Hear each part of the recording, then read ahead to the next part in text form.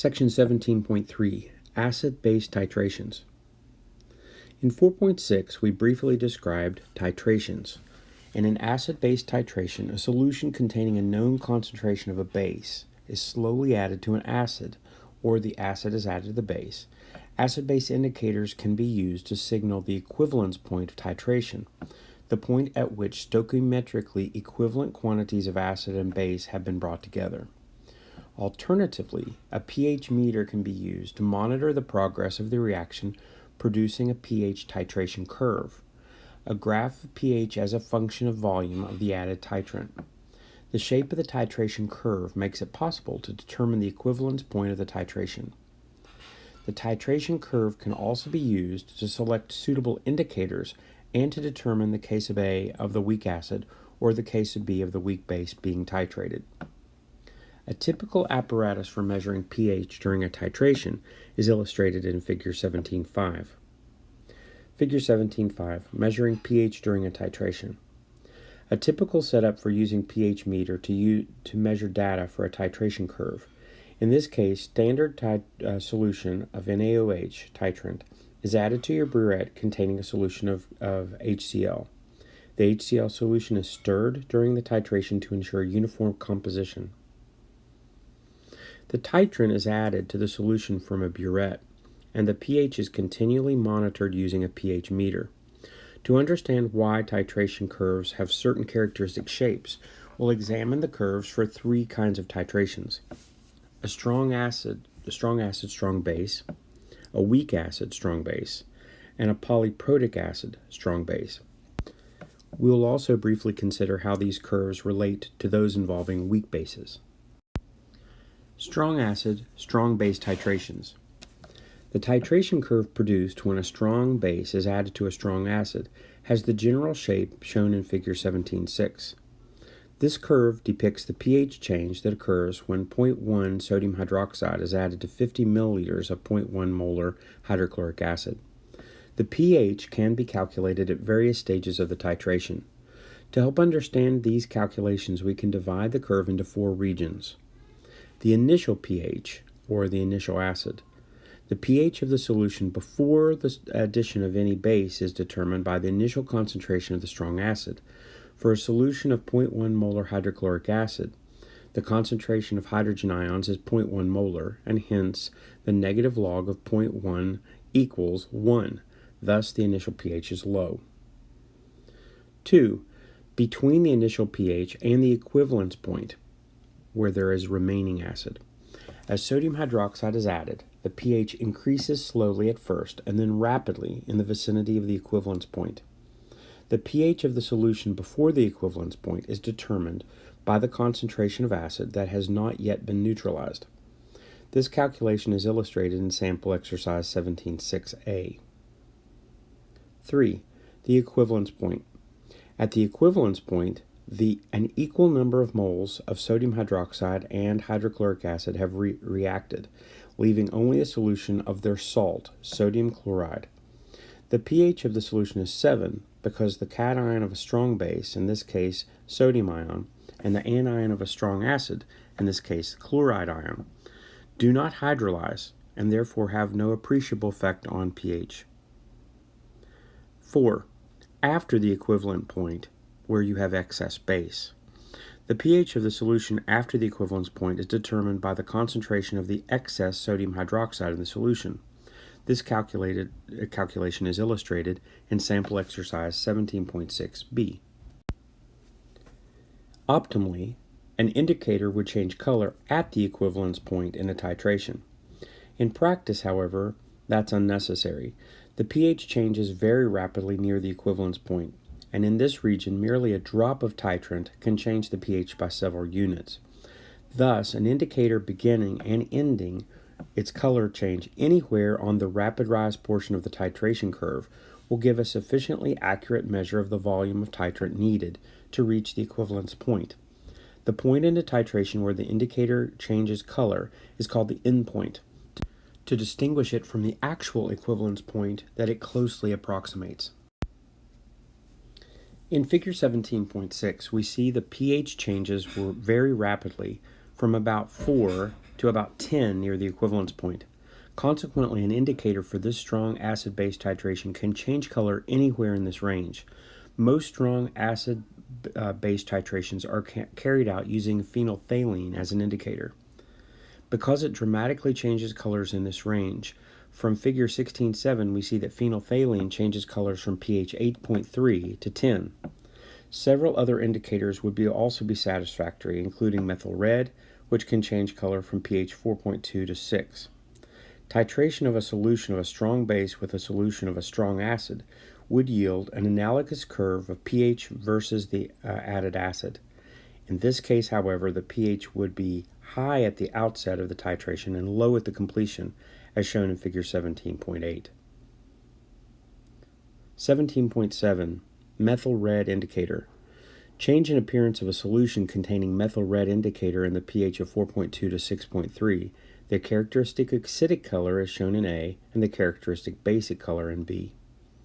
Figure 17.8. Adding a strong acid to a strong base. The shape of the pH curve titration of a strong base with a strong acid. The pH starts out as a high value characteristic of the base and then decreases as acid is added, dropping rapidly at the equivalence point. Weak acid, strong base titrations. The curve for the titration of weak acid by a strong base is very similar in shape to that for a titration of a strong acid by a strong base. Consider, for example, the titration curve of the titration of 50 milliliters of 0.1 molar acetic acid with 0.1 molar sodium hydroxide shown in figure 17.9. We can calculate the pH at points along the curve using principles that we've discussed earlier. As in the case of the titration of a strong acid by a strong base, we can divide the curve into 4 regions. 1. The initial pH of the initial acid. We use the K sub A of the acid to calculate the pH, as shown in section 16.6. The calculated pH of 0.1 molar acetic acid is 2.89. 2. Between the initial pH and the equivalence point, the buffer mixture. Prior to reaching the equivalence point, the acid is being neutralized, and its conjugate base is being formed. Thus, the solution contains a mixture of acetic acid and acetate ion. The approach we take in calculating the pH in this region of the titration curve involves 2 main steps. First, we consider the neutralization of the reaction between acetic acid and hydroxide to determine the concentrations of acetic acid and acetate in the solution. Next, we calculate the pH of this buffer pair using procedures developed in sections 17.1 and 2. The general procedures for diagrammed in figure 17.10 and illustrated in example exercise 17.7. Figure 17.10. Procedure for calculating the pH when a strong acid is partially neutralized by a strong base. First, consider the effects of the neutralization reaction, or the stoichiometry calculation. Then determine the pH of the resultant buffer mixture, the equilibrium calculation. A good analogous procedure can be used for the addition of a strong acid to a weak base. 3. The equivalence point. The equivalence point is reached after adding 50 mL of 0.1 molar sodium hydroxide to the 50 mL of 0.1 molar acetic acid. At this point, the 5 times 10 to the negative 3 moles of sodium hydroxide completely reacts with the 5 times 10 to the negative 3 moles of acetic acid to find 5 times 10 to the negative 3 moles of their salt. The sodium ion of this salt has no significant effect on the pH. The acetate ion, however, is a weak base, and the pH at the equivalent point is therefore greater than 7. Indeed, the pH at the equivalence point is always above 7 in a weak acid-base titration because the anion of the salt formed is a weak base.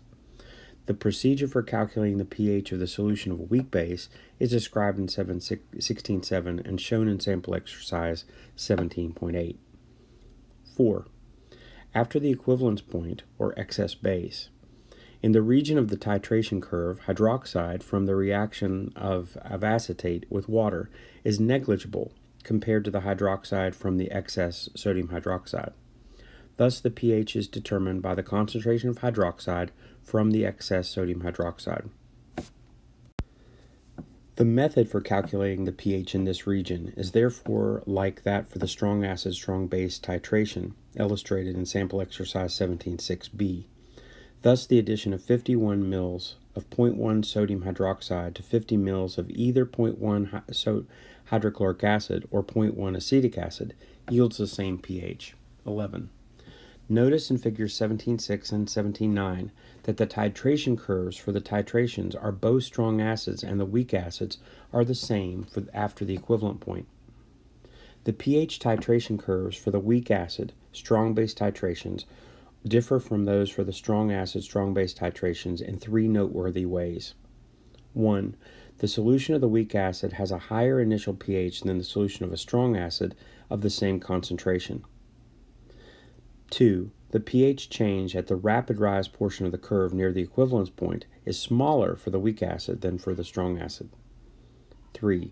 The pH at the equivalence point is above 7 for the weak acid, strong base titration.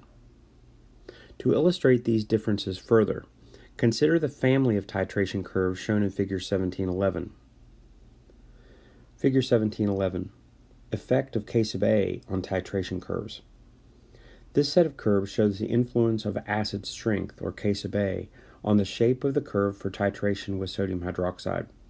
Each curve represents a titration of 50 mils of 0.1 molar acid with 0.1 molar sodium hydroxide. The weaker the acid, the higher the initial pH, and the smaller the pH change at the equilibrium point.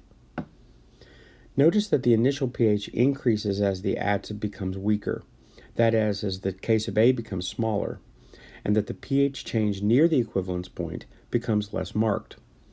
Notice also that the pH at the equivalence point steadily increases as K sub A decreases. This is virtually impossible to determine the equilibrium point when K sub A is 10 or higher, because the pH change is too small and gradual. Because the pH change near the equivalence point becomes smaller than as K sub A decreases, the choice of indicator for the weak acid strong base titration is more critical than it is for the strong acid strong base titration. When 0.1 molar of acetic acid is titrated with 0.1 molar sodium hydroxide, for example, as shown in Figure 17.9, the pH increases rapidly over the pH change of about 7 to 10. Phenolphthalein is therefore an ideal indicator because it changes color from pH 8.3 to 10, close to the pH of the equivalence point. Methyl red is a poor choice, however, because of its color change occurs from 4.2 to 6, which will begin well before the equivalence point is reached.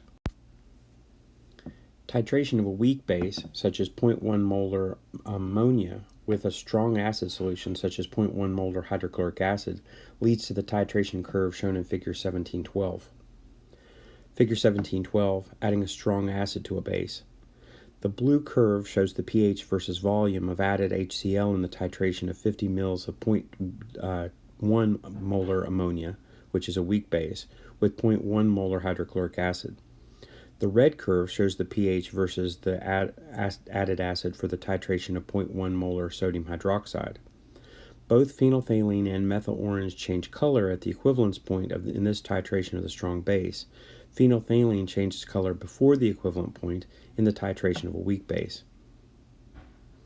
Titrations of polyprotic acids. When weak acids contain more than one ionizable hydrogen atom, as in phosphorus acid, reaction with hydroxide occurs in a series of steps. Neutralization of H3PO3 proceeds in two stages.